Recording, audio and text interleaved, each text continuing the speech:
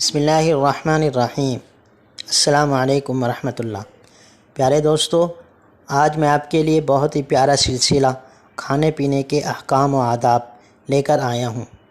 آپ نے ان پر خود بھی عمل کرنا ہے اور دوسرے مسلمانوں کو بھی شیئر کرنا ہے تاکہ تمام مسلمان کھانے پینے کے وقت حلال و حرام کا خیال کرے، تاکہ کسی مسلمان کے پیٹ میں حرام لقمہ نہ جا سکے۔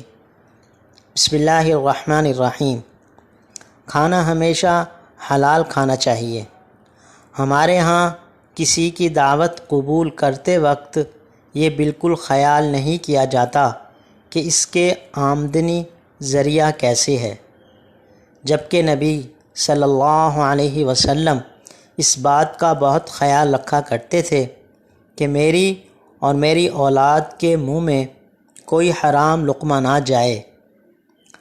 ایک ایسا وقت بھی آئے گا جب انسان یہ نہیں دیکھے گا کہ یہ مال اس نے کہاں سے حاصل کیا، حرام یا حلال۔